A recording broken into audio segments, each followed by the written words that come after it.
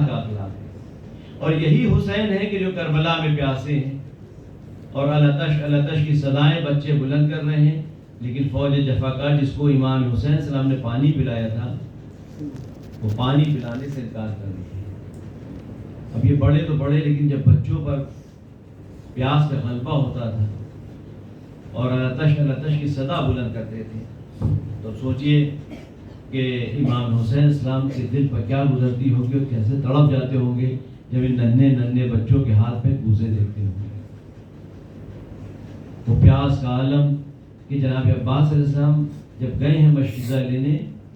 تو جس خیمے میں مشکیزہ رکھی جاتی تھی تو اس کی ہلکی سی تری جو زمین پر تھی، تو آپ نے دیکھا کہ اس تری کے اوپر بچے اپنے شکم مبارک کو رکھے ہوئے، شاید تھوڑی سی تری مل جائے، اس سے پیاس میں تھوڑا سا کمی محسوس ہو۔ تو یہ پیاس کا عالم تھا۔ ہاں، امام حسین علیہ السلام اور ان کے ساتھ جو جانثار وفادار ساتھی آئے تھے،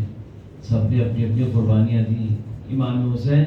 جب کربلا کی جانب روانہ ہوئے، مدینے سے چلے ہیں، تو آپ نے اہتمام یہ کیا تھا کہ اپنے ساتھ جو جانثاروں کو لیا تھا ان میں سے کچھ بچوں کو بھی لیا تھا، اور ان میں کچھ ایسے بچے تھے کہ جن کو فاتح کربلا کو بنایا اور ایک کو فاتح شام بنایا۔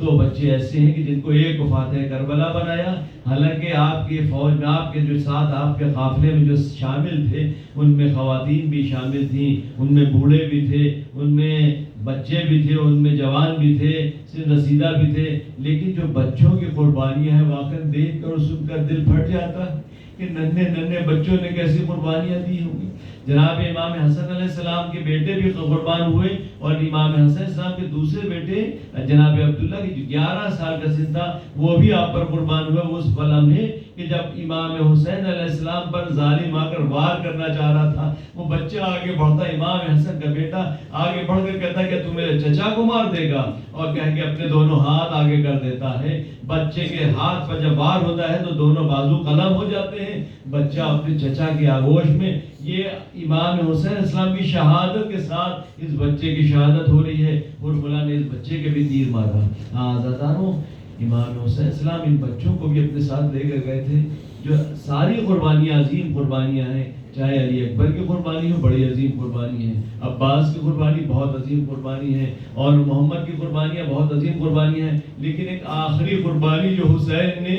اب تک چھپا کر رکھی تھی، اپنی آخری وقت کے لیے رکھی تھی، اور یہ سب سے بڑی قربانی تھی، لیکن جب اس کا لاشا لے کر آئے ہیں تو علی اصغر علیہ السلام جن کا سن صرف 6 مہینے کا تھا، یہ بڑی عظیم قربانی تھی کہ تمام شہداء نے جب اپنی قربانیاں دے دی ہیں تو حسین اس ننھے سے علی اصغر کو لے کر آگے بڑھتے ہیں۔ اے فوج جفاکار، اس بچے نے کیا خطا کی، اس کو تو پانی پلا دو، لیکن وہاں سے تیر چلتا ہے،